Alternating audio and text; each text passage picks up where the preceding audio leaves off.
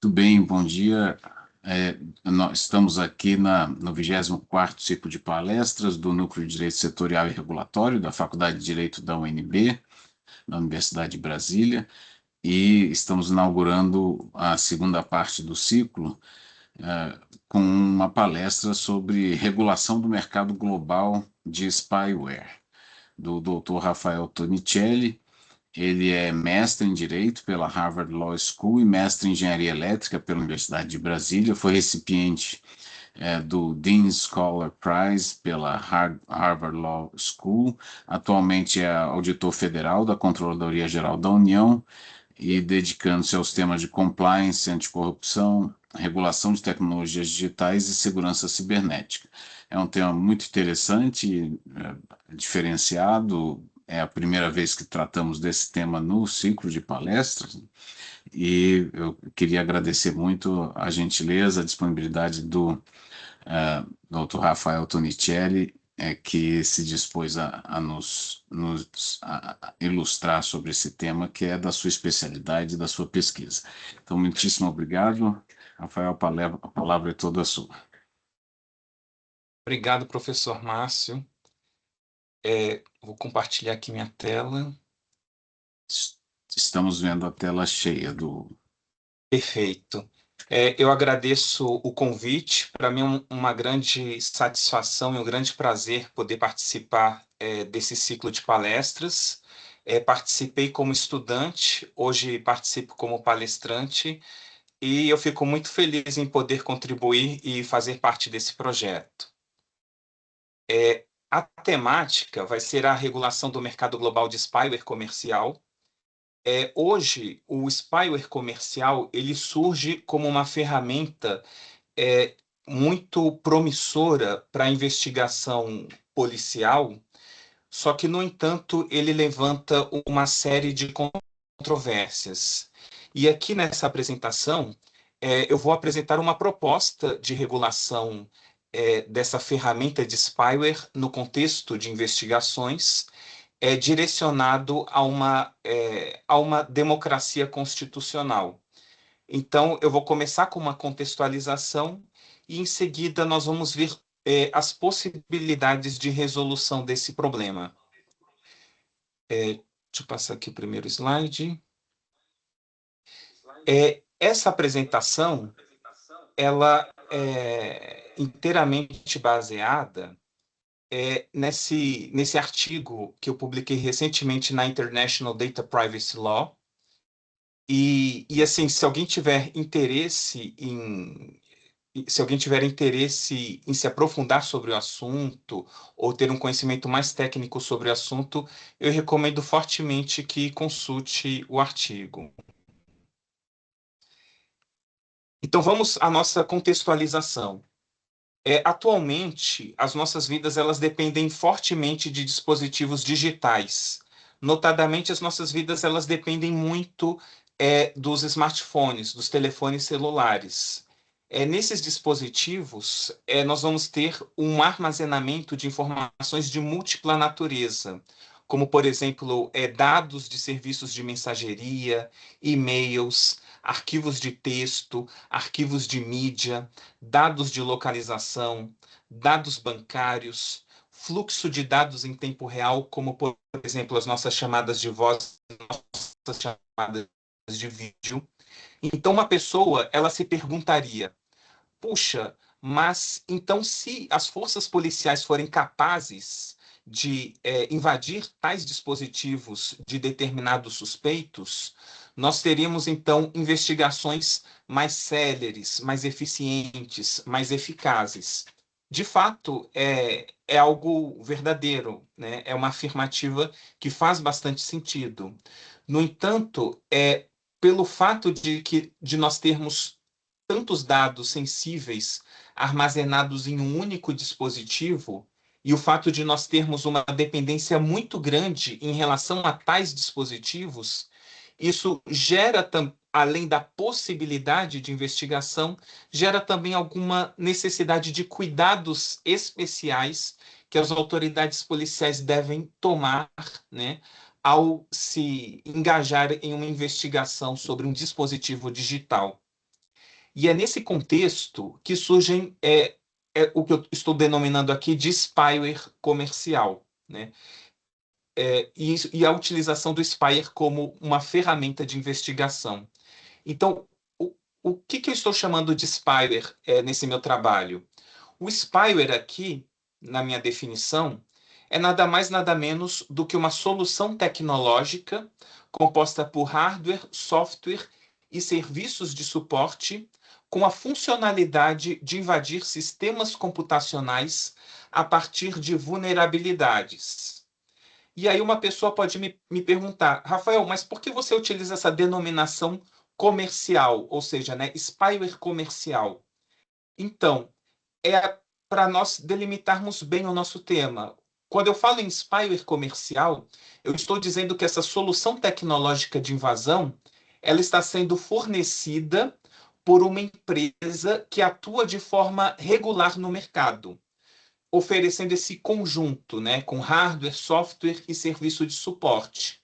Ou seja, nós não estamos trabalhando aqui com soluções produzidas in-house pelos próprios governos, ou seja, um determinado governo ele pode desenvolver sua própria solução de software de invasão, e nós também não estamos trabalhando aqui neste trabalho com soluções fornecidas no mercado negro, pois existe um mercado negro, um mercado que trabalha no sigilo, na confidencialidade, no qual os indivíduos eles vão fornecer ferramentas hacker.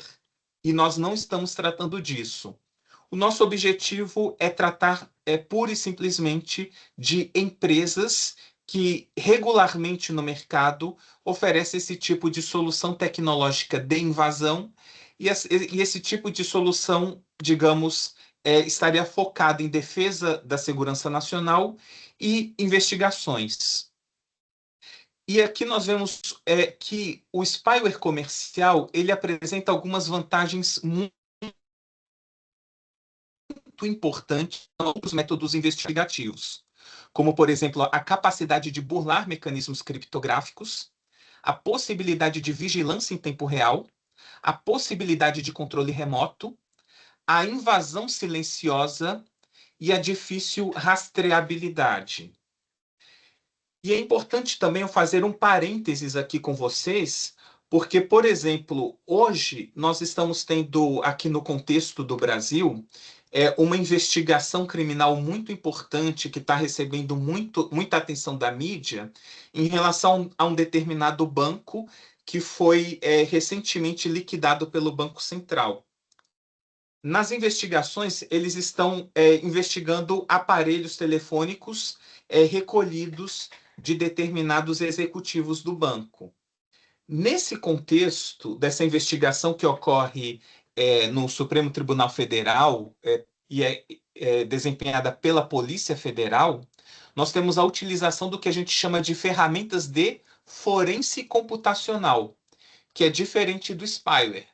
Na forense computacional, você vai ter um mandado de busca e apreensão, a polícia ela vai recolher os dispositivos, vai utilizar a ferramenta de forense computacional para quebrar a segurança do dispositivo, vai copiar os dados do dispositivo para um disco à parte, e nesse disco à parte vai realizar a atividade de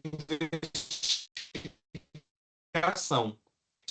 O alvo de uma investigação com forense computacional, ele sabe que o dispositivo dele foi apreendido e sabe que o dispositivo dele está sendo vasculhado. Agora, o indivíduo que está sendo investigado por meio de um spyware comercial, ele está utilizando o dispositivo dele está sendo invadido pela autoridade policial e ele não faz ideia de que isso está acontecendo em tempo real. Ele não faz ideia de que ele está sendo vigiado em tempo real. Então, essa é uma das características interessantes do spyware como ferramenta de investigação.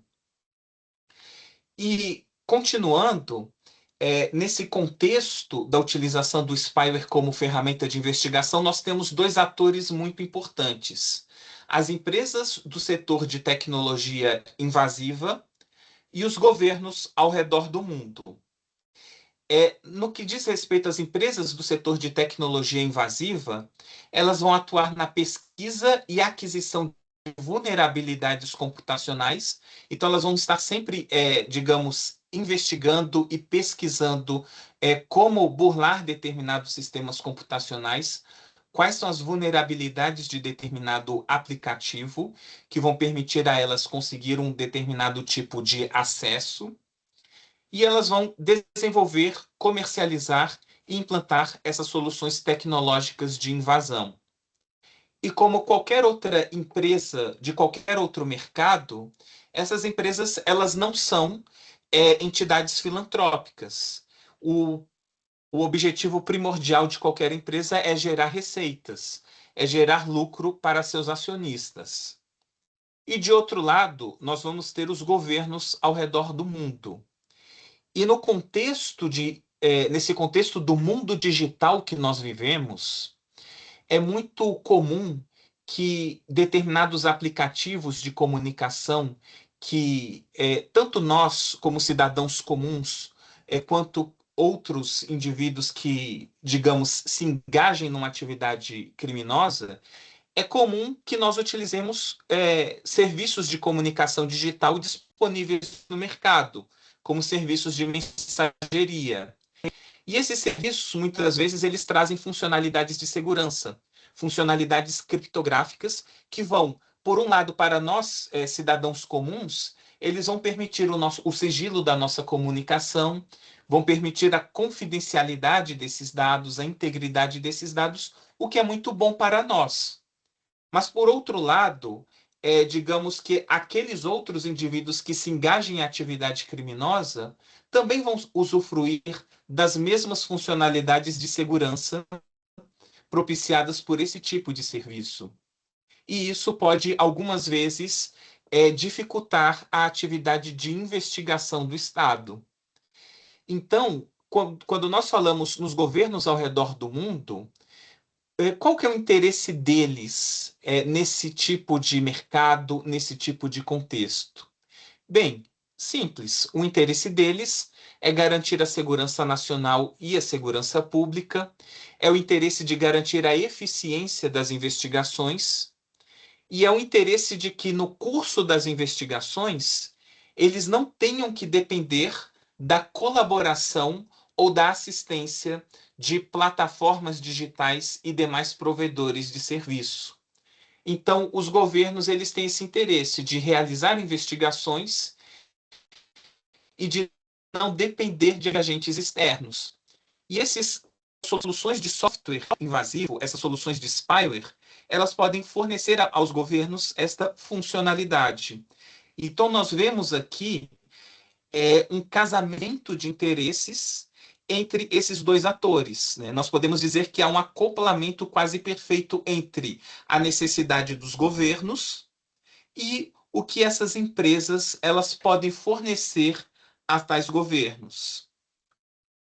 Então, continuando com a nossa contextualização, nós nos perguntaríamos, ok, então há um mercado de spyware, há um mercado de soluções de tecnologia invasiva, e como está esse mercado atualmente?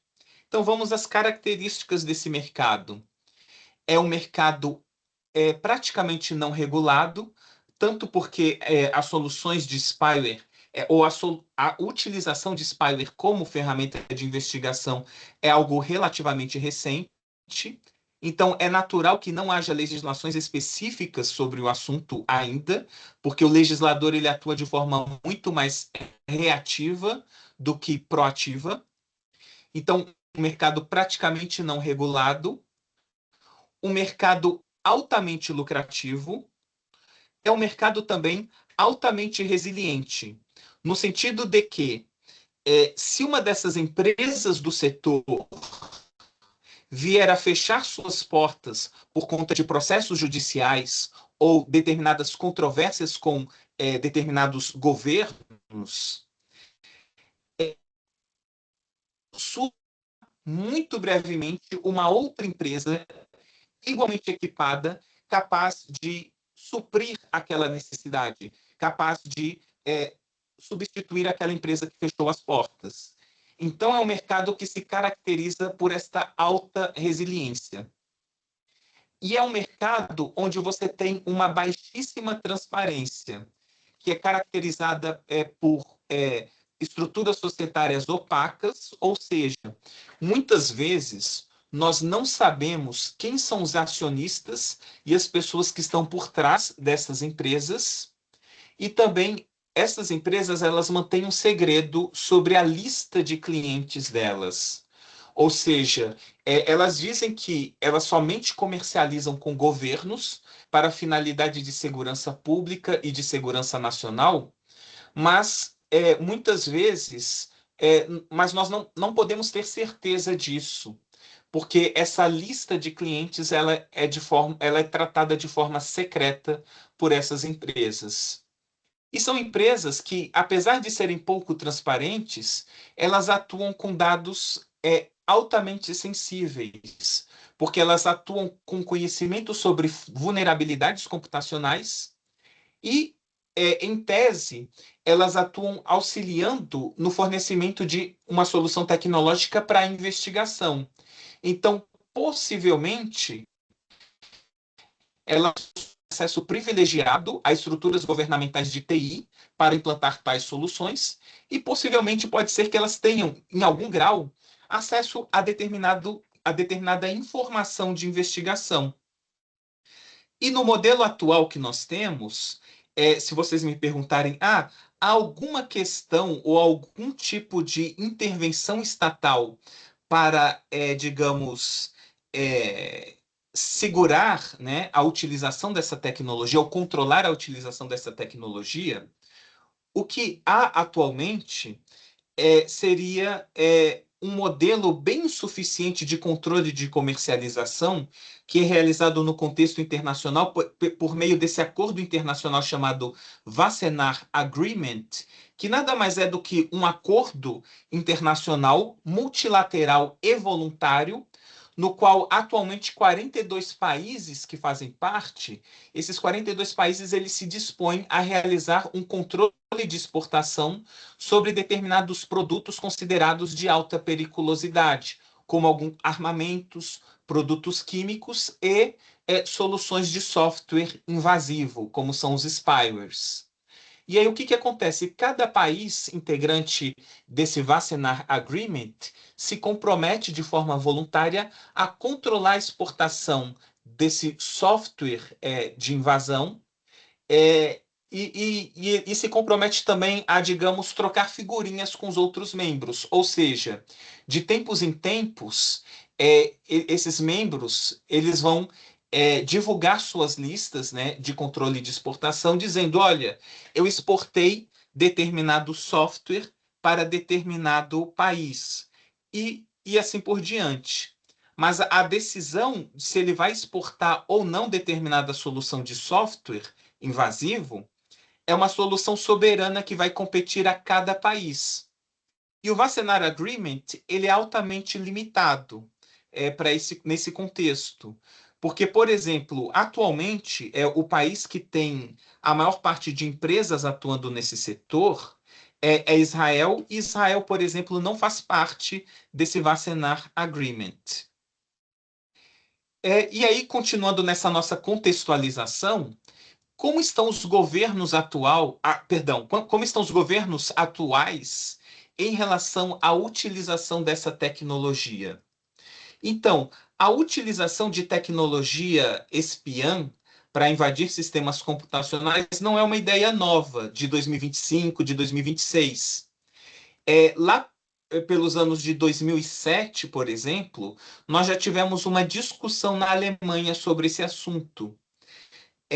Houve, nesse contexto, o Estado alemão de Nordrhein-Westfalen chegou a promulgar uma lei na qual eles autorizavam as autoridades policiais locais a realizar investigações digitais sem o devido mandado judicial e sem qualquer tipo de controle. Evidentemente, essa lei estadual, ela passou pelo crivo do Tribunal Constitucional Federal da Alemanha, que é a Suprema Corte deles, e o Tribunal Constitucional Federal da Alemanha declarou essa lei inconstitucional. E, de forma mais importante, declarou o surgimento de um novo direito, que eles chamaram de direito à integridade do armazenamento e comunicação dos sistemas informáticos. Então, nós temos esse primeiro precedente que é muito relevante no contexto de quem estuda a utilização de tecnologia invasiva em investigação. Nós temos esse precedente na Alemanha, onde a Corte Constitucional Alemã reconheceu que são necessários controles sobre a utilização dessa tecnologia em investigações. E, recentemente, o Carnegie Endowment for Peace, que é uma organização sem fins lucrativos, fez um estudo e viu que, atualmente, em relação à investigação de dispositivos digitais, há uma ampla utilização dessas soluções, tanto em países autocráticos quanto em países democráticos. E aí, no levantamento que eles fizeram, há 74 países utilizando ferramentas de forense computacional e ferramentas de spyware, e desses 74 países, 44 são regimes autocráticos, ou seja, são ditaduras, e 30 são regimes democráticos. Então, não há uma regra dizendo, olha, apenas países que são ditatoriais é que vão utilizar essas soluções. Não. Países democráticos também têm interesse em investigação. Países democráticos também vão ver as vantagens trazidas por esse tipo de solução. Só que, como eu mencionei, por ser algo recente, não há muita... digamos, há um vácuo legislativo. Então, muitos países eles não possuem uma legislação específica sobre o uso e comercialização das ferramentas de spyware. E por consequência desse vácuo legislativo, nós vamos ter aí uma utilização arbitrária por muitos desses atores governamentais. Ou seja, ao invés deles utilizarem isso apenas para investigações criminais ou para combater o crime, surge na imprensa diversas notícias de utilização dessas ferramentas contra empresários, agentes públicos como parlamentares e ministros de Suprema Corte, jornalistas, opositores políticos, ativistas de direitos humanos, entre vários outros. Ou seja, você tem uma subversão na utilização dessas ferramentas. E aqui, no canto direito do slide, eu coloquei algumas notícias a respeito. Mas basta uma pesquisa no Google, de forma bem simplória, que vocês vão ver uma quantidade gigante de notícias, onde há a utilização, digamos, desenfreada e desregrada desse tipo de tecnologia. E isso causa efeitos deletérios contra a democracia e a liberdade de imprensa, o que a gente chama de chilling effect. O que seria o chilling effect? O chilling effect seria um desencorajamento na participação da vida cívica do país. Então, o indivíduo ele vai se abster de participar da vida cívica do país, vai se abster de se manifestar politicamente, porque, embora ele não esteja cometendo nenhum crime, ele vai temer que, por ele se manifestar politicamente, ele possa ser alvo de alguma investigação indevida, já que essas ferramentas elas não deixam rastro, essas ferramentas elas atuam de forma sorrateira, de forma silenciosa, então as pessoas elas vão temer que sejam objeto de investigação e, por conta disso, elas vão se abster da vida pública, o que é altamente indesejável no contexto de uma democracia. Então, nós chegamos às nossas questões de pesquisa, né? Como garantir o uso responsável dessa tecnologia? Quais mecanismos jurídicos devem estar presentes para mitigar abusos? E aqui a delimitação do escopo. nós vamos trabalhar com mecanismos jurídicos a serem criados em democracias constitucionais, e nós iremos tratar sobre o mercado regular de spyware comercial. Então, mais uma vez, nós não estamos lidando com software criado pelo próprio governo, e nós não estamos lidando também com software produzido por, digamos, atores do mercado negro. Nós estamos discutindo spyware que é comercializado de forma regular em um mercado, digamos, em um mercado aberto, né? Nós não estamos falando de mercado negro. Então, imagine-se, então, que você tenha caído de paraquedas em uma determinada democracia constitucional e você tenha a incumbência de criar uma legislação para regular o uso dessa tecnologia nesse país. É esse o exercício regulatório que nós vamos fazer aqui. E antes de nós iniciarmos essa tarefa, é muito importante a gente discutir essa questão da necessidade de regulação, do direito regulatório. Se vocês pesquisarem também numa pesquisa simples de Google, vocês vão ver que muitos estudiosos da regulação, eles vão dizer que a regulação ela existe como uma atividade para reduzir riscos. Então, se a gente for pegar nesse contexto de reduzir riscos, um exemplo clássico é a indústria automobilística, porque um automóvel, se mal utilizado, ele pode causar acidentes. Você tem também implicações de poluição sonora, poluição do meio ambiente e a utilidade do automóvel em mobilidade urbana. Ou seja, a tecnologia automobilística, ela possui diversos reflexos na sociedade, no direito à vida, no direito à preservação do meio ambiente, no direito de ir e vir, entre outros. E por ter várias implicações na nossa vida diária, governos do mundo todo vão atuar regulando a indústria automobilística. Para quê? Para reduzir riscos. Então, nisso, você vai ter itens de segurança obrigatória, testes de segurança, regras sobre emissões de gás carbônico, regras sobre tipos de combustíveis, materiais utilizados na fabricação dos automóveis, habilitação de motoristas, etc. Tudo isso é criado pelo Estado como agente regulador para quê? Para reduzir riscos e permitir que o automóvel seja utilizado de forma adequada como meio de mobilidade urbana. E aqui eu não entendo nada sobre automóveis, mas eu coloquei o exemplo dessa Ferrari, que é a Ferrari Monza SP2. O que acontece? Quando esse veículo ele foi lançado utilizando o que havia de mais moderno de tecnologia no setor. No entanto, esse veículo ele não é homologado para utilização em vias urbanas de muitos países. Por quê? Porque ele não tem diversos itens de segurança.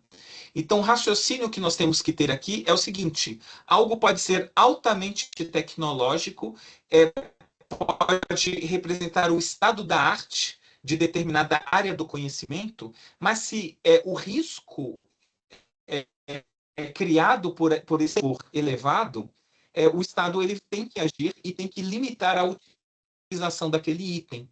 E se a gente for parar para pensar, é exatamente aqui que se insere a indústria de spyware. A indústria de spyware ela possui implicações sérias e ela afeta diversos direitos. A indústria de spyware ela afeta o direito à privacidade, o direito à intimidade, o direito à livre manifestação e os valores democráticos.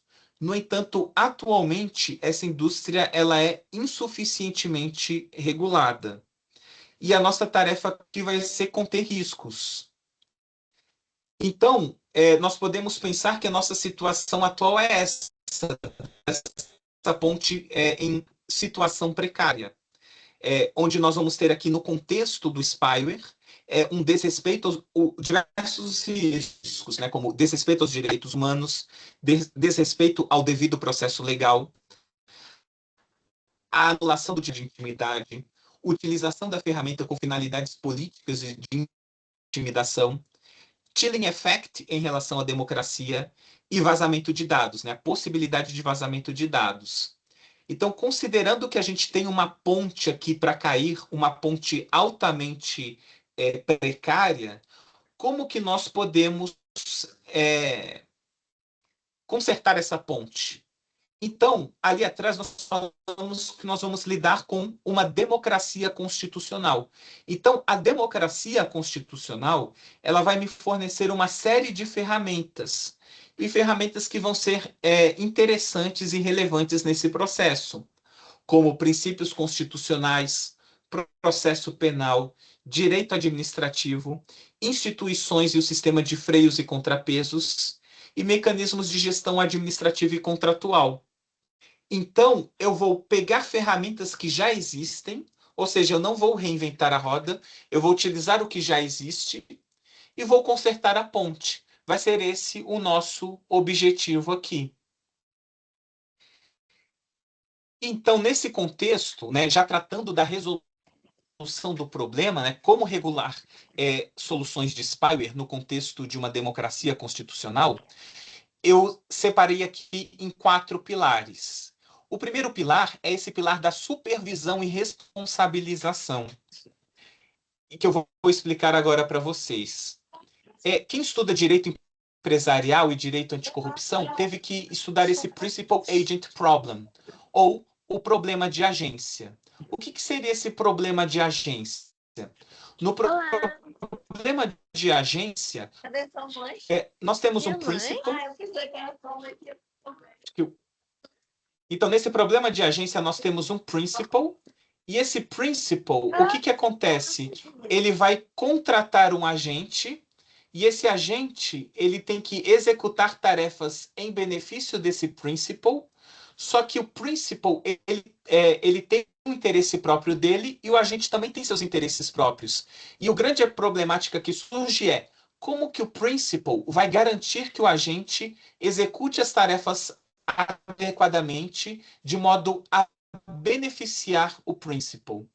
Então, se nós formos pensar aqui, por exemplo, no direito empresarial, nós temos as sociedades anônimas. Então, você tem os acionistas, que são, digamos, os proprietários da empresa, eles são principal. E a cúpula administrativa, ou seja, os altos executivos, então você vai ter os acionistas tentando, digamos, controlar os agentes para que os agentes atuem em prol dos acionistas. Da mesma forma, a gente pode investigação. A sociedade, ela dá aos agentes policiais o poder de investigação, porque os policiais, eles vão atuar para garantir a segurança pública, vão atuar no combate à criminalidade. Então, nós, como sociedade, nós vamos delegar esse poder aos agentes policiais, e esses agentes policiais vão fazer uso desse poder. E aí, o que acontece? O que vai acontecer aqui? Uma grande dificuldade é que é uma assimetria de informação entre o que os agentes sabem e o que o principal sabe, o que o principal tem acesso de informação. Então, nosso objetivo aqui vai ser, digamos, melhorar a informação a qual o principal tem acesso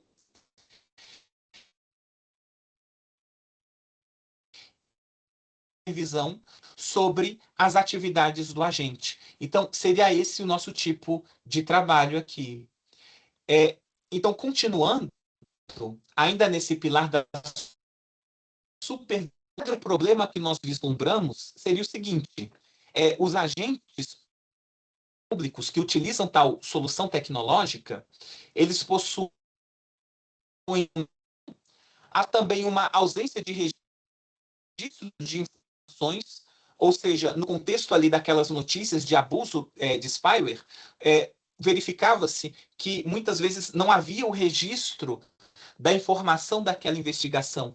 Quem que fez aquela investigação? Por que fez? E quando fez? não havia esse tipo de informação. E nós vimos também que havia uma utilização das ferramentas de spyware para finalidades particulares que não atendiam o interesse público. Então, é esse o nosso quadro problema. Então, no contexto do problema de agência, nós temos que munir o nosso principal com quê? Com melhores informações. E nós temos também que adicionar uma camada de supervisão à atividade desempenhada pelo agente. Como que nós vamos atingir isso? Bem, nós podemos pensar o seguinte: a atividade de investigação não é algo novo. E, digamos, no contexto de democracias constitucionais, há uma solução muito difundida, que é o quê? A utilização de mandados judiciais. Então, o que acontece? Com a utilização do mandado judicial, nós adicionamos uma camada de supervisão sobre a atividade desempenhada pelos agentes. Então, o que acontece? A autoridade judicial, ou seja, o magistrado, ele atua aqui como um fiscal da atividade policial. Então, a gente adiciona essa camada de supervisão. E os requisitos do mandado, que eu coloco aqui, são a causa provável, a informação confiável e a especificidade. Então, ok, adicionamos uma camada de supervisão. E aí nós discutimos a questão da assimetria de informação. Para garantir melhores informações para fiscalizar esses agentes públicos, nós temos que criar, então, leis que prevejam o registro de atividade dos agentes utilizadores em logs, ou seja, nós criamos a obrigatoriedade de que aquele agente público que vai utilizar a solução de spyware, ele registre as atividades dele em log. Nós consigamos saber quem que utilizou aquela ferramenta tecnológica e quando que utilizou e contra quem utilizou. E em relação à responsabilização, o ideal é nós criarmos um tipo penal específico para agentes públicos que utilizarem de forma inadequada tal ferramenta, porque isso cria um efeito dissuasório. Então, ao invés de ter uma legislação, digamos, ampla sobre hacker, né, que nós possamos enquadrar um agente público que utilize mal tal ferramenta, o ideal é que nós tenhamos um tipo penal específico e pode ser até mais gravoso em relação a essa atividade quando ela é desempenhada por um agente público. Em seguida, nós vamos ao nosso segundo pilar. Qual que é o quadro que seria a delimitação de dados?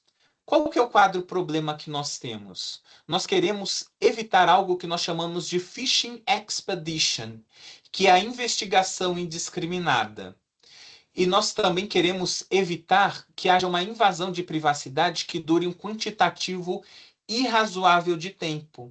E nós queremos também evitar que haja um armazenamento de dados sensíveis não relacionados à investigação em curso. Então, um exemplo uma analogia que muitas vezes se faz é a analogia da pesca predatória com rede. O pescador ele lança uma rede bastante ampla e ali ele vai pescar alguns peixes que são de interesse dele para comercialização, mas vai pescar outros peixes aos quais ele não tem interesse algum de comercializar. Então, se nós formos fazer aqui esse paralelo com a atividade de investigação, o investigador, quando ele invade um dispositivo digital, ele vai conseguir encontrar dados que são de interesse para a investigação, mas vai encontrar dados que são altamente, digamos, íntimos, mas que não dizem respeito nada à investigação. Então, nosso objetivo aqui, quando a gente fala em delimitação de dados, é o seguinte: ok, pode ser que o investigador ele tenha acesso ou capture dados, digamos, numa proporção maior do que a necessária para a investigação, né? Ou então, por exemplo, ele está investigando uma organização criminosa. as comunicações entre os membros daquela organização criminosa são importantes para a investigação, mas as comunicações desses membros da organização criminosa com seus respectivos familiares não são de interesse para a investigação. Então, nós temos que garantir que, ao final desse processo de investigação, os investigadores eles tenham acesso somente aos dados que são estritamente necessários para a investigação, estritamente necessários para a execução penal. Então, basicamente, nessa analogia aqui da rede, seria garantir com que o pescador, ele, ao final do processo, ele tenha somente os peixes que são de interesse dele para comercialização. Ok. Então, como que nós vamos resolver isso? Como que nós vamos mitigar esses riscos? Bem, de forma muito simples. Seria a criação de regras para a delimitação da investigação no tempo e no espaço. Então, quando nós falamos em delimitação no tempo, nós dizemos que a intrusão ela deve possuir uma duração pré-determinada. Um valor seria 15 dias, 20 dias, e que se a investigação perdurar por mais tempo, a autoridade policial ela deve pedir à autoridade judicial uma prorrogação por igual período. Também regras para delimitação no espaço são muito importantes, ou seja, os investigadores é desejável que eles definam previamente quais serão os tipos de dados coletados naquela incursão.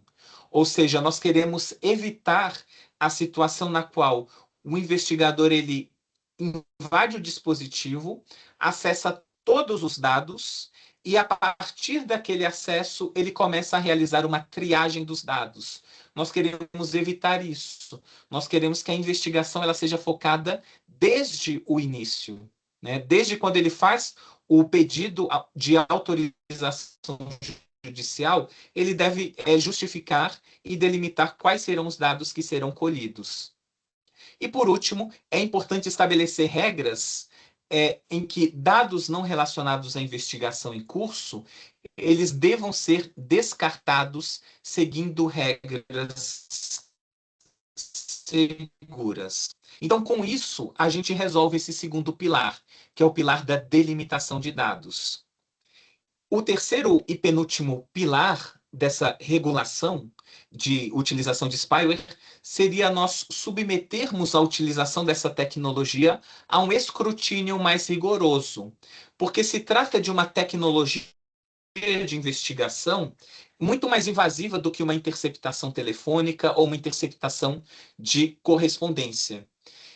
Então, por ser algo muito mais invasivo, digamos, se justifica que a autoridade policial utilize tais ferramentas apenas em situações excepcionais. Então, vamos ao nosso quadro problema. Nós observamos ali, pelas notícias da imprensa, que há uma utilização das ferramentas para finalidades triviais e que não atendem ao interesse público. E que há uma utilização da ferramenta em situações em que outros meios investigativos seriam bem-sucedidos. Ou seja, por ser uma ferramenta altamente poderosa, nós temos que utilizar essa ferramenta somente em situações altamente excepcionais. E o que eu sugiro como mecanismos para mitigar esse tipo de risco seria o seguinte: primeiro, a utilização em circunstâncias específicas. E aí, as circunstâncias específicas que eu coloco aqui são a segurança nacional e investigações criminais. Pode ser que outra pessoa entenda que haja ainda outras circunstâncias que também merecem a utilização desse tipo de ferramenta. E eu também coloco aqui a necessidade de adoção do princípio da proporcionalidade, com adequação, necessidade e proporcionalidade em sentido estrito. Então, só relembrando, né, o que seria adequação? A adequação seria o seguinte: a utilização da ferramenta, ela deve cumprir um propósito específico. Necessidade: a utilização da ferramenta ou melhor dizendo, necessidade: inexistem outros métodos menos gravosos que atinjam o mesmo objetivo. Então, eu somente vou utilizar aquela ferramenta de spyware se inexistirem outros métodos de investigação menos invasivos que alcancem aquele mesmo objetivo. E proporcionalidade em sentido estrito nada mais seria do que aquele ajuste fino, ou seja, a restrição no direito fundamental ocasionada pela utilização do spyware não pode ser maior do que o benefício que ela traz para a sociedade, do que o benefício que ela traz para o interesse público. Então, digamos que a redução na privacidade que ela vai trazer para aqueles indivíduos que estão sendo investigados como suspeitos não deve ser maior do que o benefício que ela traz para a sociedade, como, por exemplo, o benefício de se investigar uma grande rede de organizações criminosas ou digamos, coibir determinada atividade criminosa de grande repercussão no país. Então, em linhas gerais, eu estou propondo aqui que as ferramentas de spyware sejam utilizadas somente no contexto específico de segurança nacional, investigação criminal, e quando o benefício da sua utilização for maior do que o dano causado. Em seguida, nós chegamos ao nosso quarto e último pilar, que é a imposição de valores de direito público às empresas do setor. Nós temos um quadro-problema bem característico em relação a esse mercado, que seria a falta de transparência dos vendedores em relação à propriedade e clientes. Nós não sabemos quem são os acionistas dessas empresas e nós não sabemos para quais clientes essas empresas estão fornecendo seus produtos. Existe também riscos de segurança nacional pelo acesso privilegiado dessas empresas a informações estatais. Por quê?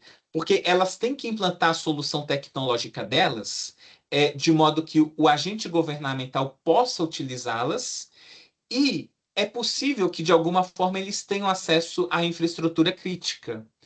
E também eles fornecem serviço de suporte, ou seja, a autoridade está fazendo uma investigação e pode ser que a autoridade, ela, digamos, abra um chamado de suporte para a empresa prestadora do serviço para realizar uma investigação. Então, há um acesso a informações sensíveis aqui.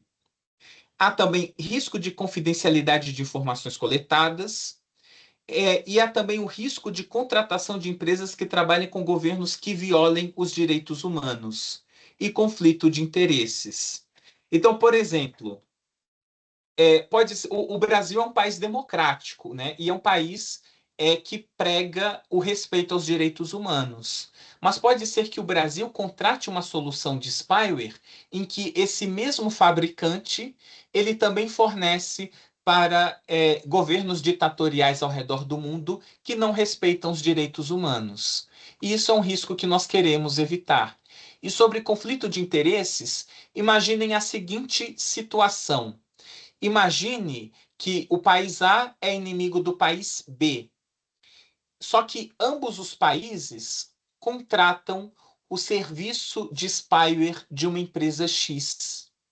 Então, aí você tem um conflito de interesses, né? Porque países que são inimigos estão contratando uma solução altamente sensível, e aí você não sabe o que pode sair desse conflito de interesses. Ou então suponha algo pior, né? Suponha que o país A é inimigo do país B, e o país A ele contrata uma solução de spyware de um fabricante, e esse fabricante tem na sua lista de acionistas o país B, que é inimigo do país A. Então, você tem aí o conflito de interesses. Então, é necessário que se evite o conflito de interesses.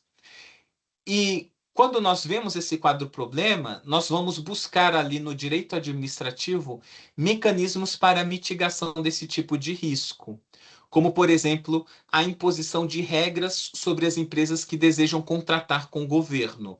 Ou seja, o governo ele abre o processo de licitação e fala o seguinte: olha, eu somente vou contratar empresas que atendam a estes requisitos e fazer uma lista de requisitos, como, por exemplo, publicidade da lista de clientes, para que aquele estado saiba, opa, aqui não há nenhum cliente com o qual haja um conflito de interesses.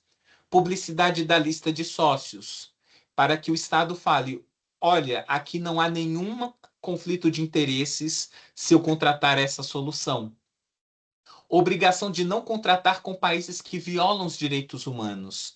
Hoje em dia, em licitações públicas, a gente tem regras relacionadas a trabalho escravo. Então, por exemplo, no contexto do Brasil, o governo somente vai contratar, por exemplo, atualmente, né, somente vai contratar empresas que não tenham trabalho escravo, e empresas que estejam regulares perante o fisco. Então, aqui eu estou nada mais, nada menos do que criando outras obrigações às quais determinado fabricante deve atender para que ele seja um candidato a ser contratado pelo governo.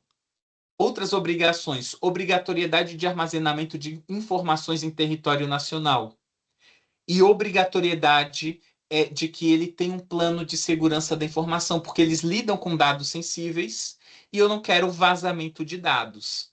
Aqui eu coloco duas referências, que são a Siena Anstis, 2021. Nesse artigo aqui, essa pesquisadora, no caso é uma pesquisadora do Citizen Lab da Universidade de Toronto, e ela é uma especialista nesse assunto de regulação de spyware comercial e de investigações. E a Siena Ansys, ela propõe realmente essa utilização desse arcabouço regulatório nas contratações públicas. E, no caso, ela se inspira em uma professora da Universidade de Harvard chamada Jodie Freeman, que propõe isso. Né? No caso, em linhas gerais, né, o que a Jodie Freeman propõe? Ela propõe o seguinte: determinadas atividades que estão sendo terceirizadas para o setor privado, elas devem respeitar determinados valores públicos. E uma forma de fazer isso é o Estado colocando determinadas obrigações para essas empresas, né? Ou seja, impor esses valores de direito público sobre essas empresas. E aí essas empresas, elas vão ter, digamos, um incentivo econômico, porque ela vai falar o seguinte: olha, eu só vou conseguir contratar com o governo se eu atender esses requisitos, né? Eu somente vou contratar com o governo se eu atender esses requisitos. Então, isso vai impulsionar essas empresas a adequarem o seu modus operandi, o seu modo de atuação no mundo corporativo ao que o governo imponha. Né? Então, é uma ideia bem interessante, e isso compõe esse nosso quarto e último pilar de imposição de valores de direito público às empresas. Com isso, a gente resolve aquela questão da transparência e aquela questão também de possíveis conflitos de interesse. Então, com esse quarto pilar, né, eu encerro aqui a apresentação, e esse é o nosso modelo regulatório de 4 pilares para esse tipo de solução tecnológica. Então, com isso, eu passo a palavra aos senhores, e foi essa a apresentação. Muitíssimo obrigado pela apresentação. Foi excelente, foi muito Desculpa, interessante. professor Márcio, eu não estou conseguindo ouvir. É, não estão me ouvindo? Deixa eu ver. Não sei Escuto, se é professor. meu. Se é Só me meu Tá normal, confirme. computador aqui. Os demais estão me ouvindo? sim. Sim, Sim. Ah, peraí. Agora eu ouço, Agora sim. perfeito. Ah, ótimo. Então, tudo bem. Obrigado, Rafael, pela exposição. Foi excelente. Perdão, professor, eu parei de ouvir novamente aqui. Sério? Deixa eu ver aqui o que fazer, né? É um problema daí, né? Hum. Rafael, me ouve agora? Deixa eu pedir para ele sair e voltar, só um minutinho.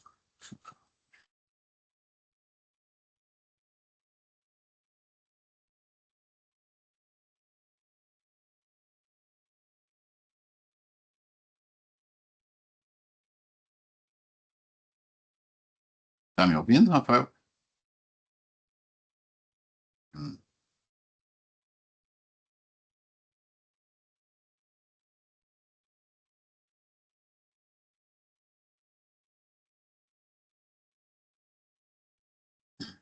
Então, o palestrante está saindo e voltando só para resolver o problema do som dele, mas quem levantar a mão eu já vou anotando para depois ele responder, né?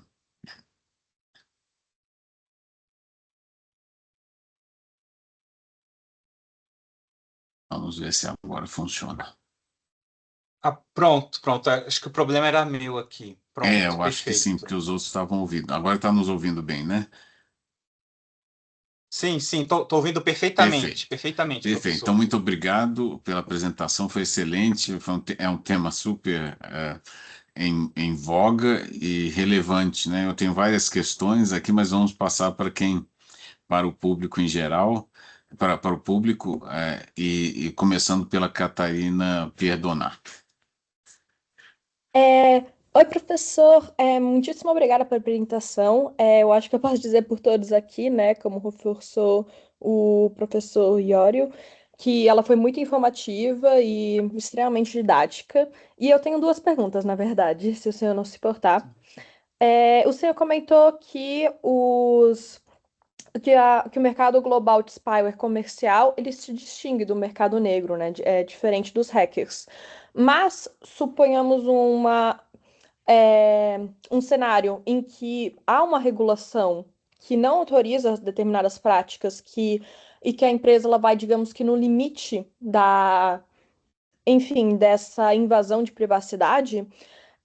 E se fosse uma invasão ilícita, a gente poderia comparar a atuação deles com o de hackers, com o mercado negro, e como que essa atuação na prática ela se distingue, além de fato de ser uma empresa e tudo mais, se ela atua ilicitamente, em que medida que não seria uma atuação assim similar. E outra questão é que o senhor comentou que a gente teria que medir se o benefício do interesse geral seria maior que o interesse de quem teve a privacidade violada. Daí a minha pergunta é como que a gente mediria isso, na verdade? Essa questão de ter o interesse geral maior do que o interesse de uma pessoa que teve, né, a sua privacidade de certa forma violada. E é isso. Obrigada. Ok. Obrigado pela pergunta. Uma pergunta bem interessante. São duas perguntas bem interessantes. Então, vamos responder a primeira pergunta, né, sobre a diferenciação desse mercado regular e do mercado negro, né?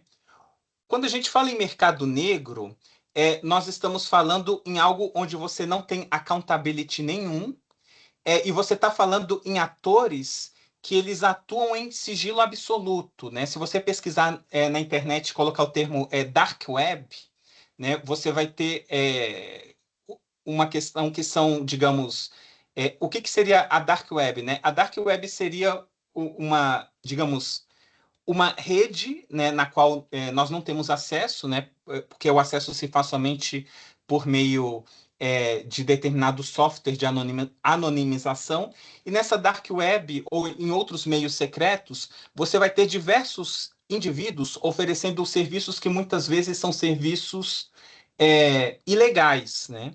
Então, diversos tipos de serviços ilegais são ofertados na dark web. Dentre esses serviços, a atividade de invasão a sistemas eletrônicos.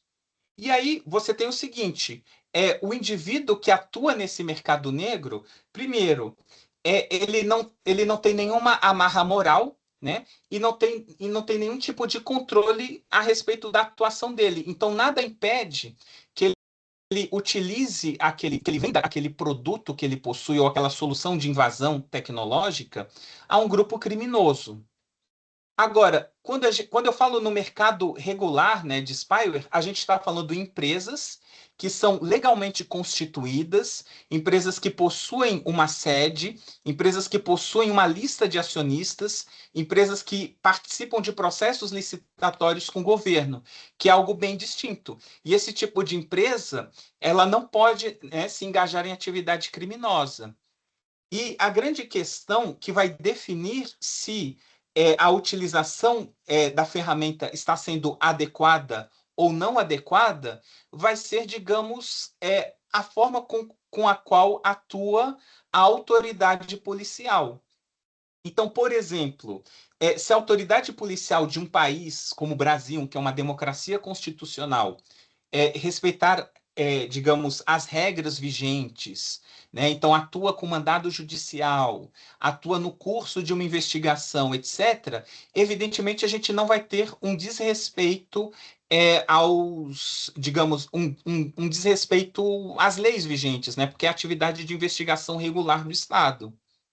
Então, quando eu falei ali atrás no mercado negro, eu me referia a realmente indivíduos que fornecem esse serviço de forma espúria e num mercado altamente sigiloso. Assim, é aquela coisa, nada impede que o indivíduo esteja fornecendo a um governo aquela solução, mas nada impede que ele esteja fornecendo também a um grupo criminoso, né? Então tem essa distinção bem marcante. E em relação à última pergunta, sobre a proporcionalidade, então, cada caso vai ser, digamos, vai ser um caso, né? Ali eu peguei a proporcionalidade do Alex mesmo, né? Aplicando a proporcionalidade do Alex pura e simplesmente, mas há outros testes, né, de custo e benefício que alguém pode fazer. Mas, por exemplo, quando se realiza uma investigação criminal, né? Então, por exemplo, a gente pode pegar esse exemplo agora, em que no Brasil está ocorrendo essa investigação sobre um banco e que foi o maior escândalo financeiro da história do país e pode ser até do mundo, né? Pode ser um escândalo maior até do que o do Bernie Madoff nos Estados Unidos. Então, você tem um grande interesse público em relação a isso, porque você tem possivelmente uma organização criminosa com tentáculos sobre o Estado, você tem a preservação do sistema financeiro nacional, você tem, digamos, todas as pessoas que foram lesadas por aquela atividade. Então, vai depender muito do caso. E o que, que acontece? A solução de spyware, em determinados contextos, ela vai fornecer um benefício interessante, porque, por exemplo, no Brasil teve o caso do WhatsApp, né? O WhatsApp ele trabalha com criptografia fim a fim, e o que, que acontece? No WhatsApp, houve um curso de investigações criminais, juízes que queriam acessar o conteúdo de investigações do WhatsApp, mas isso não é possível, porque a informação ela fica armazenada localmente em cada dispositivo e você tem criptografia. E aí, muitas vezes, esses juízes tomaram decisões que eram, digamos, desproporcionais, como, por exemplo, interromper o serviço no país inteiro. Então, isso você já vê que já é algo que não atende a proporcionalidade nenhuma, né? Porque atinge uma alta gama de pessoas que não estão relacionadas com aquela investigação em curso, acaba sendo afetado, né? Porque determinado juiz ele queria, digamos, estimular a determinada empresa a colaborar. Então, quando você fala em investigação de spyware e na possibilidade de ser algo proporcional, a gente pode pensar o seguinte: ele está invadindo a privacidade de determinados indivíduos específicos para coletar determinadas provas. E você vai ter aí a questão da segurança pública, da segurança nacional e até mesmo o fato de poder até provar a inocência daquele suspeito, né? Então, mas é, de forma mais resumida, né? Cada caso é um caso, né? E ali eu estou me valendo da proporcionalidade de Alex, mas há outros métodos de proporcionalidade que podem ser utilizados, inclusive o princípio da proporcionalidade é algo citado na LGPD brasileira e também na GDPR da União Europeia. Então, é algo ali que eles estão, digamos, é uma ferramenta ali que já foi incorporada à proteção de dados.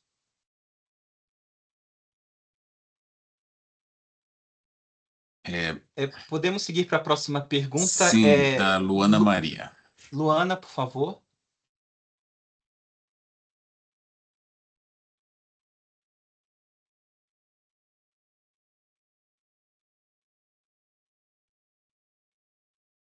A Eu Luana, não não consigo estamos ouvir. escutando a Luana.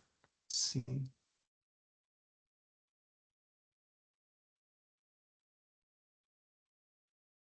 Quanto a Luana, pode ser um problema de microfone, né? Vamos passar para o Ramon e depois voltamos para Ramon e Zamu. Bom dia, professor, tudo bom? Tá me ouvindo? Sim.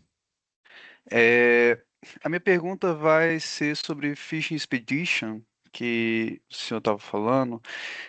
Na verdade, a minha dúvida, eu acho que desde quando eu estava estudando sobre a matéria de processual penal, eu me vem essa dúvida, né? Como delimitar de uma forma razoável a distinção entre prova encontrada e fishing expedition num caso concreto? A questão uma dúvida que me surge é, existe uma utilização do spyware que deixa um rastro, eu não sei se seria um prompt, né? Se esse seria o termo adequado, para busca de dados naquela fonte, se ela foi feita, como é que ela foi feita pelo aquele investigador, se tem alguma medição de proporcionalidade para a forma que foi conduzida a investigação nesse caso, para que ela não seja, para que a gente consiga realmente diferenciar os dois institutos. Certo. Então, ali como era no contexto da apresentação, é, eu não, digamos, eu não aprofundei muito o assunto, mas a questão que eu proponho no artigo é que o investigador, logo no início, quando ele vai realizar a investigação, ele vai apresentar à autoridade judicial no pedido dele um plano que seria um plano de investigação. E nesse plano de investigação, ele já determinaria quais dados, né, seriam colhidos, quais tipos de dados seriam colhidos, e você teria aquela delimitação de tempo, né, em relação à atividade de investigação, né, e a delimitação de espaço, que é essa questão de quais dados vão ser colhidos.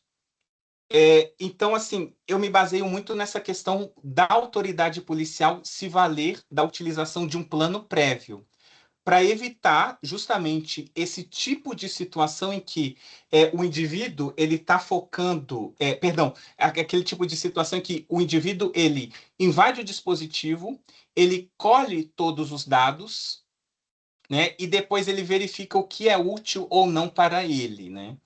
Então, sobre essa questão de provas, né, do direito penal, é uma questão bem sensível, mas assim e como a gente discutiu lá no início, a gente está trabalhando com mitigação de risco. Então, isso significa o seguinte, que a gente não vai ter um cenário ideal, muitas das vezes, né? E aí, nessa questão de mitigação de riscos, nós vamos ter algumas boas práticas. E há questões que elas surgem, que não é só porque é no meio digital, mas que já existiam antes, né? Então, vamos fazer aqui um paralelo. Por exemplo, a interceptação telefônica, que é bastante antiga. Na interceptação telefônica, a autoridade policial ela vai ter acesso é, a determinadas conversações que são de interesse para a investigação, mas vai ter acesso a determinadas conversações que são particulares. E aí compete ali, ok, ele acessou aquilo que não é nenhuma evidência, ou digamos que ele acessou uma evidência que não está relacionada àquela investigação, aquilo ali ele deve ser descartado, né? Então, assim, é difícil de garantir com que no curso de uma investigação, eventualmente a autoridade não seja confrontada com algo que não está relacionado àquela investigação específica que ele precisa realizar. Então, por isso, a gente tem que ter regras de descarte desses dados, regras de forma segura. E em relação à questão de logs e de registro de atividades, isso vai depender de cada ferramenta. Eu acredito que essas ferramentas, por ser algo bastante simples, eu acredito que essas ferramentas elas tragam ali no bojo delas, elas tragam como funcionalidade essa questão de registro de logs de atividades, justamente para você saber quem que utilizou determinada ferramenta, como que foi utilizada, etc. Mas, assim, no artigo está melhor explicado porque eu me valho muito desse plano prévio, né? Um plano de investigação prévia, que é realizado pela autoridade policial, e há também a questão de relatórios que são emitidos pela autoridade policial para a autoridade judicial, falando, olha, a investigação ela ocorreu dessa forma. Foram esses dados que foram coletados e foi esse o tipo de resultado que nós obtivemos. Então, assim, para mitigar esse risco, eu me valho do plano prévio e me valho do relatório enviado pela autoridade policial à autoridade judicial.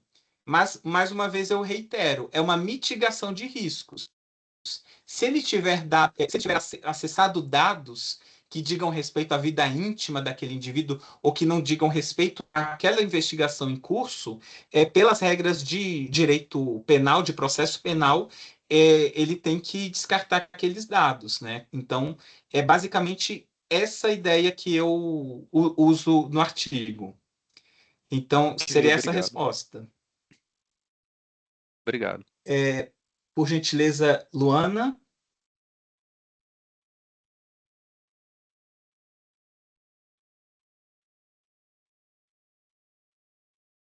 Se a Luana não estiver conseguindo falar no microfone, pode mandar mensagem no chat que nós lemos aqui.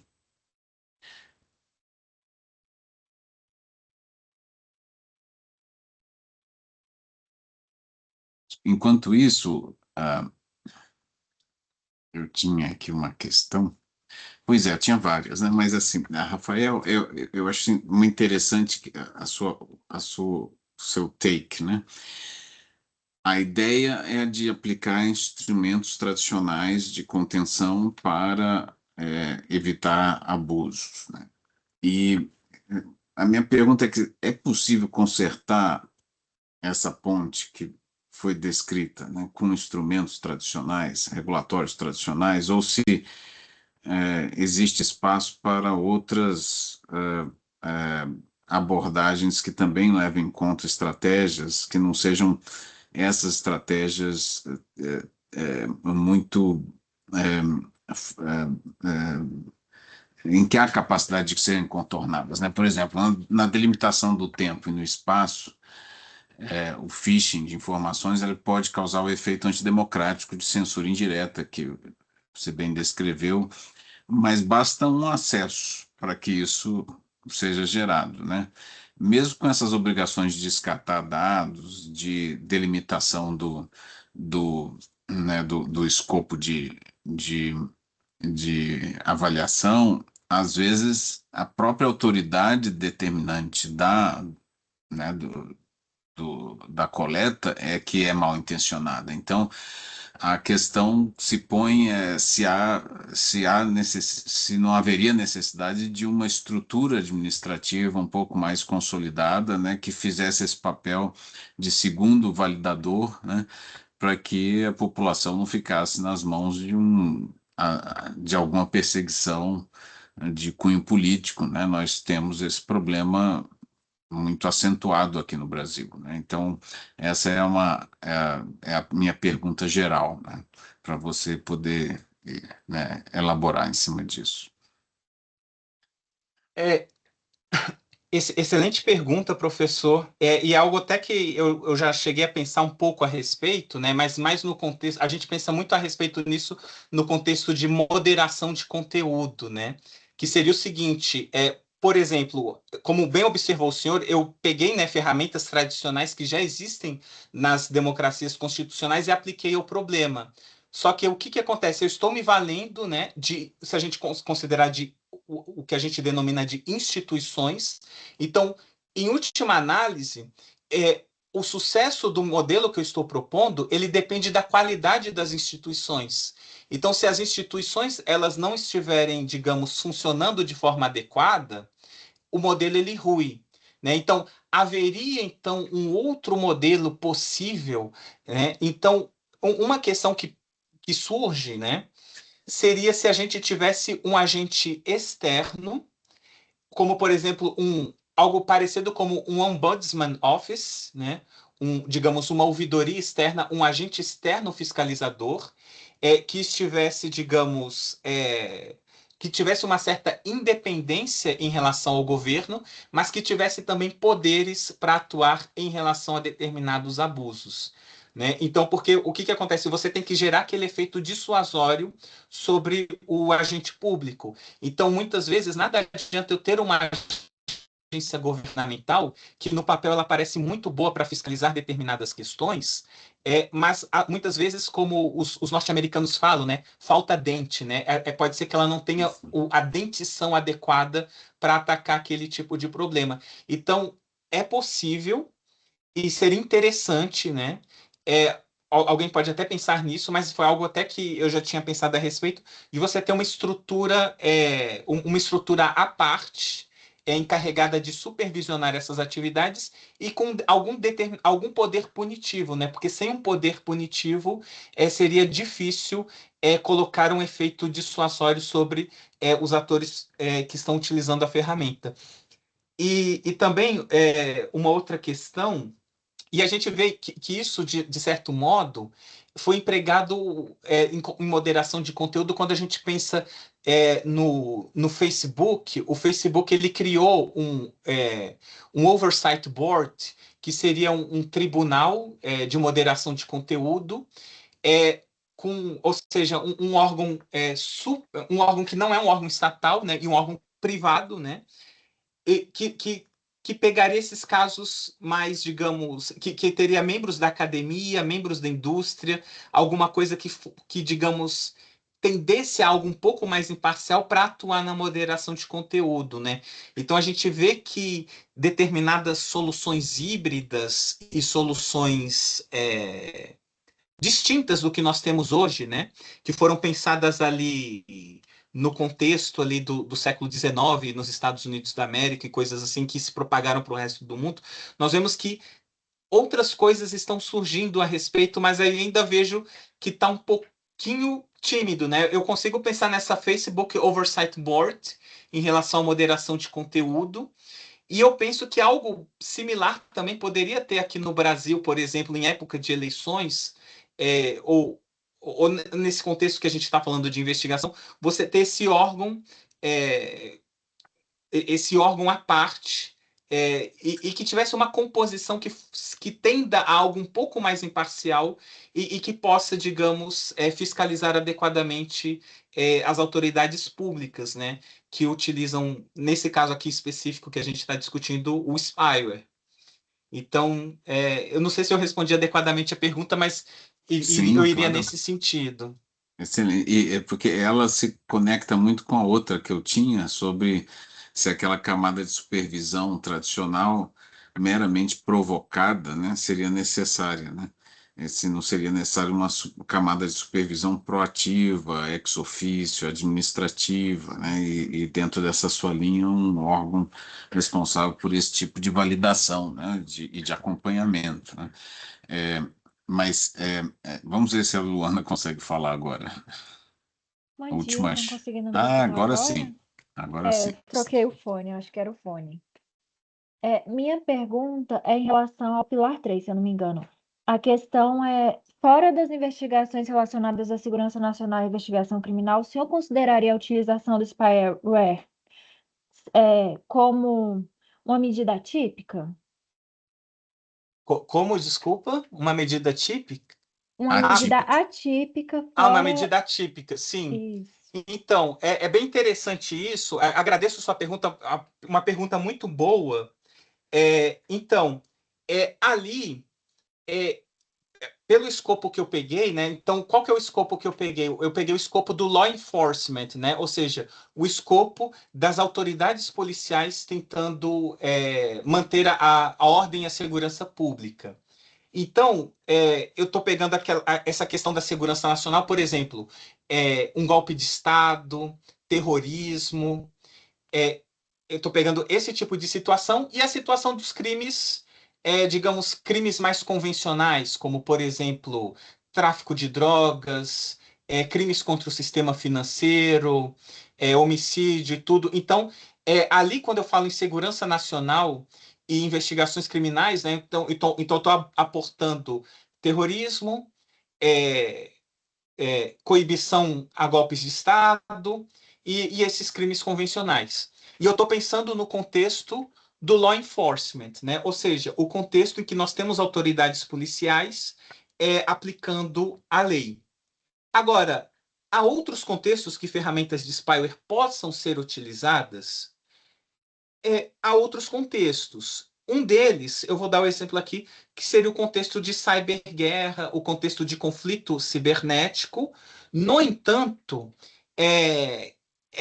digamos, é uma abordagem bem diferente, né? É um outro contexto, né? E é um outro contexto regulatório, se a gente for pegar essa outra possibilidade aqui, porque aí você vai ter International Humanitarian Law, né? Ou seja, o direito internacional humanitário. Você vai ter a questão que muitos tratados internacionais são desrespeitados por vários países, a questão de espionagem contra espionagem. Então, assim, você tem um mundo assim, fora do escopo que eu trabalhei aqui no artigo, há um mundo muito amplo, né? Há um mundo muito amplo para a utilização desse tipo de ferramenta com o qual eu não tratei, mas assim fica esse problema em aberto, né?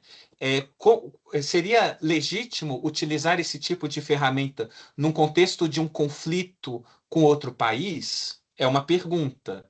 Sendo legítimo, haveria quais seriam as regras de uso para esse determinado tipo de ferramenta? Aí, pensando nessa linha, né, tem um manual que é muito famoso, que é o Tailing Manual, que foi criado por estudiosos da Estônia, onde eles estudavam essas questões de, digamos, armas cibernéticas e o contexto do direito internacional que nós temos hoje, né? Como se aplicaria. Mas, assim, em linhas gerais, eu só estou exemplificando aqui, com essa questão dos conflitos cibernéticos, uma possível linha de utilização, mas é aquela coisa, tem que ser estudado, né? Então, como um bom pesquisador, né? O pesquisador, ele deve delimitar o escopo com o qual ele vai trabalhar, então pode ser que alguém se interesse por pesquisar esse assunto. Agora, por exemplo, pegar alguns usos que eu consideraria ilegítimos, né? Ao uso para espionagem industrial, ou seja, um país tem determinadas empresas e outro país tem empresas no mesmo setor. E aí ele deseja adquirir aquela tecnologia de outro país. E aí teria uma possibilidade de uso e que eu considero ilegítimo, que é a espionagem industrial. Então, respondendo à pergunta, na minha visão hoje, pelo que eu estudei e nesse contexto de law enforcement, saindo desse combate à criminalidade, eu consideraria a utilização de spyware altamente atípica. Mas, assim, é minha visão e eu estou ali adstrito a esse universo do law enforcement, né? Ou seja, o universo das autoridades policiais combatendo o crime. Mas fica aí, se alguém estiver assistindo e esteja interessado em pesquisar sobre o assunto, há outras linhas de aplicação em que é possível pesquisar sobre o assunto. Uma delas, né, eu dei esse exemplo, que é de conflitos com outros países, mas deve haver até outras aplicações as quais eu não consigo pensar agora. Mas seria essa a minha resposta.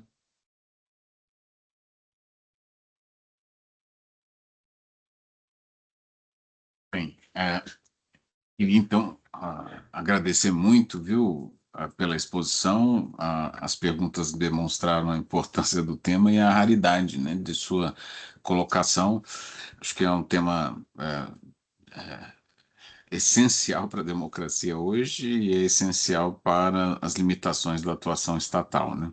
Então, eu queria agradecer muito em nome do Núcleo, da Faculdade de Direito, da UNB, a participação honorífica, né, do nosso Rafael Tonicelli, e as últimas palavras para o nosso encerramento são suas, Rafael.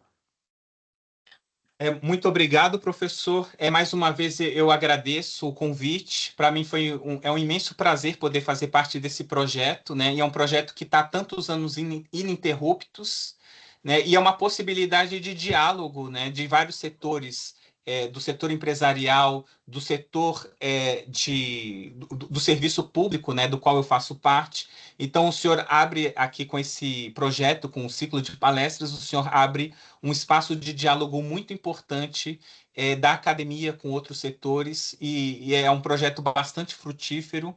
E para mim foi um grande orgulho hoje participar hoje, né, e poder ministrar essa palestra. Então, é um motivo de grande orgulho e de grande satisfação. E mais uma vez, obrigado. Agradeço muitíssimo. Então,